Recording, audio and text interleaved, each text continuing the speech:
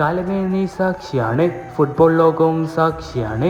അത് ലോക ഫുട്ബോളിൻ്റെ ഒരേയൊരു രാജാക്കന്മാർ തങ്ങളുടെ മഞ്ഞ ജേഴ്സിയിൽ തങ്ങളുടെ ചിഹ്നത്തിന് മുകളിൽ 5 നക്ഷത്രങ്ങളെ പതിപ്പിച്ച ഒരേയൊരു രാജ്യക്കാർ. ലോകത്തെ ഫുട്ബോളിൻ്റെ മഹിമ എന്നുയർന്നുവോ അന്നു മുതലേ ബ്രസീൽ ലോക ഫുട്ബോളിനെ അത്ഭുതപ്പെടുത്തിയിട്ടേയുള്ളൂ. 1930 ആരംഭിച്ച ലോകകപ്പിൽ ഇന്നേ വരെയൊക്കെയുള്ള ചരിത്രങ്ങൾ എടുത്തു നോക്കിയാൽ ബ്രസീലിൻ്റെ അടുത്ത് പോലും മറ്റു രാജ്യങ്ങളെത്തില്ല. ഇതൊരു തിരിച്ചുവരവിൻ്റെ കഥയാണ്. ലോക ഫുട്ബോളിനെ തന്നെ അത്ഭുതപ്പെടുത്തുന്ന മറ്റൊരു തിരിച്ചുവരവിന് ഇന്ന് കാലം സാക്ഷിയായിരിക്കുകയാണ്. 2026 വേൾഡ് കപ്പിന് വേണ്ടി ബ്രസീലിൻ്റെ കാനറിപ്പട വന്നത് ഒരുപാട് പ്രതീക്ഷകളുമായിരുന്നു. അവരുടെ സുൽത്താൻ, അവരുടെ നായകൻ നെയ്മർ ജൂനിയറിൻ്റെ അവസാന വേൾഡ് കപ്പിന് വേണ്ടിയായിരുന്നു അവർ ഒരുങ്ങിയിരുന്നത്.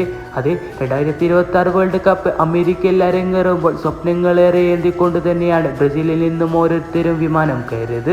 പുതിയ ടാക്ടിക്സുകളുമായി കാർലോസ് ആൻസെലോട്ടിക്ക് കീഴിൽ പുത്തൻ പ്രതീക്ഷയുമായി ബ്രസീൽ ബോട്ട് കെട്ടിയെങ്കിലും ഗ്രൂപ്പ് സ്റ്റേജിലെ ആദ്യ മത്സരത്തിൽ മൊറോക്കോയോട് സമനില വഴങ്ങുകയായിരുന്നു. ലോക ഫുട്ബോളിന്റെ രാജാക്കന്മാരെന്ന ആ പ്രൗഢിയിൽ വരുന്ന ബ്രസീലിന് ആദ്യ മത്സരത്തിലെ സമനില തീർത്തും നിരാശ തന്നെയായിരുന്നു. ഒരുപാട് വിമർശനങ്ങൾ ബ്രസീൽ ആരാധകർക്ക് കേട്ടുകൊണ്ടേയിരുന്നു. എന്നാൽ അവിടെ നിന്നാണ് ബ്രസീലിന്റെ തിരിച്ചുവരവിന്റെ കഥ ആരംഭിക്കുന്നത്. 2002 വേൾഡ് കപ്പിലാണ് അവസാനമായി ബ്രസീൽ കിരീടം ചൂടിയത്. അതിനുശേഷം വർഷങ്ങൾ കഴിഞ്ഞിരിക്കുന്നു. 24 വർഷങ്ങൾക്കപ്പുറം വീണ്ടും ബ്രസീലിന് വേൾഡ് കപ്പിൽ മറ്റൊന്നും ചെയ്യാൻ കഴിഞ്ഞിട്ടില്ലായിരുന്നു. 2014 വേൾഡ് കപ്പിൽ സെമി ഫൈനലിൽ വരെ സ്വന്തം നാട്ടിലെത്തിയെങ്കിലും സ്വന്തം നാട്ടിൽ വെച്ച് തന്നെ ജർമ്മനിയോട് 7 ഗോളുകൾക്ക് തോൽക്കേണ്ടി വന്നു. ജോഗോ ബോനിറ്റോ, മനോഹരമായ ഫുട്ബോൾ, അതിന് ജീവൻ നൽകി ലോക ഫുട്ബോളിനെ തന്നെ നൂറ്റാണ്ടുകൾ അത്ഭുതപ്പെടുത്തിയ ഒരേയൊരു രാജ്യക്കാരാണ് അവർ. അതേ ജോഗോ ബോനിറ്റോ കൊണ്ട് ഒരു കാലത്ത് ലോക ഫുട്ബോളിനെ അത്ഭുതപ്പെടുത്തിയ ബ്രസീലുകാർ ഇന്ന് അവസാനിച്ചിരിക്കുന്നു. ഇനി ഒരിക്കലും ബ്രസീൽ തങ്ങളുടെ പ്രതാപകാലത്തേക്ക് തിരിച്ചു വരില്ല. ഇവിടെ നിന്നാണ് കഥ ആരംഭിക്കുന്നത്. ബ്രസീലിന്റെ ഗ്രൂപ്പ് സ്റ്റേജ് മത്സരങ്ങളിലെ 2ാം മത്സരം ഹെയ്ത്തിയുമായിരുന്നു. അത് എതിരില്ലാത്ത 3 ഗോളുകൾക്ക് ആ മത്സരത്തിൽ ബ്രസീൽ വിജയിക്കുകയാണ്. തുടർന്ന് ബ്രസീൽ ഏറ്റുമുട്ടുന്നത് സ്കോട്ട്ലൻഡിനോട്. അവിടെയും വിജയം കൈവരിച്ച് രാജകീയമായി തന്നെ തങ്ങളുടെ ഗ്രൂപ്പിൽ 1ാം സ്ഥാനം നേടിക്കൊണ്ട് തന്നെ ബ്രസീൽ നോക്കൌട്ട് മത്സരങ്ങളിലേക്ക് വരുന്നു. റൗണ്ട് ഓഫ് 32-ൽ ബ്രസീലിനെതിരെ വരുന്നതാണെങ്കിലോ ജപ്പാൻ. അത് ലോക ഫുട്ബോൾ പ്രേമികളെ ഒന്നടക്കം അത്ഭുതപ്പെടുത്തുന്ന രോമാഞ്ചപ്പെടുത്തുന്ന ഒരു മത്സരമായിരുന്നു അത് ഏഷ്യൻ വമ്പന്മാരായ ജപ്പാനെ ഒരിക്കലും വില കുറച്ച് കാണാൻ കഴിയില്ലായിരുന്നു. നിലവിൽ ഏഷ്യൻ ഭൂഖണ്ഡത്തിലെ ഏറ്റവും മികച്ച ഫുട്ബോൾ രാജ്യം. അത് അവരുടെ ഗ്രൂപ്പ് സ്റ്റേജ് നെതർലാൻഡ്സും സ്വീഡനും എല്ലാം അടങ്ങുന്ന മികച്ചൊരു ഗ്രൂപ്പ് സ്റ്റേജ് തന്നെയായിരുന്നു. നെതർലാൻഡ്സിനോട് സമനിലയും ട്യൂണീഷ്യയോട് 4 ഗോളുകൾക്ക് വിജയിക്കുകയും പിന്നീട് സ്വീഡനോട് സമനില നേടിക്കൊണ്ടായിരുന്നു ജപ്പാന്റെ വരവ്. ആ റൗണ്ട് ഓഫ് 30 മത്സരം പറഞ്ഞറിയിക്കാൻ കഴിയാത്തതിലും അപ്പുറം ആവേശകരമായിരുന്നു. അത് മത്സരത്തിൽ തോൽക്കുന്നവർക്ക് വിമാനം കയറി തങ്ങളുടെ നാട്ടിലേക്ക് തിരികെ മടങ്ങാം. എന്ത് സ്വപ്നം കണ്ടിട്ടാണോ തങ്ങളുടെ നാട്ടിൽ നിന്നും വിമാനം കയറി ഇവിടെ എത്തിയത്, ആ സ്വപ്നം സാഫല്യമാക്കിയിട്ട് ഞങ്ങൾ തിരിച്ചു വരുന്നുള്ളൂ എന്ന് വാശിയോടെ ഇരു ടീമുകളും കളത്തിലേക്ക് ഇറങ്ങുന്നു. വീണ്ടും ഒരിക്കൽ കൂടെ ബ്രസീൽ ആരാധകരുടെ നായകനായ ബ്രസീലുകാരുടെ സുൽത്താനായ നെയ്മർ ജൂനിയർ ഇല്ലാതെ തന്നെയാണ് ബ്രസീൽ പട കളത്തിലേക്ക് ഇറങ്ങുന്നത്. ഈ മത്സരത്തിലും ആൻസെലോട്ടി നെയ്മർ ജൂനിയറിനെ ബെഞ്ചിലിരുത്തുകയായിരുന്നു. മത്സരത്തിനുടനീളം ജപ്പാന്റെ മികച്ച പ്രകടനമായിരുന്നു നാം കണ്ടുകൊണ്ടേയിരുന്നത്. അത് ജപ്പാൻ ഒരുപാട് ആക്രമണമാണ് ബ്രസീൽ പോസ്റ്റിലേക്ക് നടത്തിക്കൊണ്ടേയിരിക്കുന്നത്. മത്സരത്തിലെ ആധിപത്യം തന്നെ ജപ്പാൻ തന്റെ കൈകളിലേക്ക് ഒതുക്കുകയായിരുന്നു. മത്സരത്തിന്റെ 29ാം മിനിറ്റിൽ ബ്രസീൽ ആരാധകരെ നിരാശപ്പെടുത്തിക്കൊണ്ട് ജപ്പാന്റെ ആ ഗോൾ വരുന്നു. ഫുട്ബോൾ ആരാധകരെ ഒന്നടക്കം രോമാഞ്ചപ്പെടുത്തുന്ന ഒരു ഗോൾ തന്നെയായിരുന്നു അത്. ബ്രസീലിനെതിരെ ഇതാ ജപ്പാൻ ആ മത്സരത്തിൽ ആദ്യ ഗോൾ നേടിക്കൊണ്ട് അവരുടെ ആധിപത്യം ഒരിക്കൽ കൂടെ ഉറപ്പിച്ചിരിക്കുന്നു.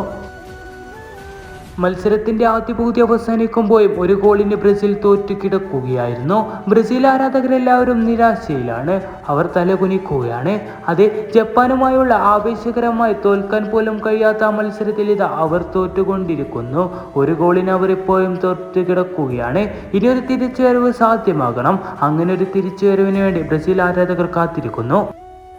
2ാം പകുതിയുടെ തുടക്കത്തിൽ തന്നെ ബ്രസീൽ ഒരുപാട് ക്രോസുകളാണ് ജപ്പാൻ പോസ്റ്റിലേക്ക് അയച്ചു വിടുന്നത്. ഒരുപാട് അവസരങ്ങൾ അങ്ങനെ ബ്രസീൽ നേടിയെടുക്കുന്നുണ്ട്.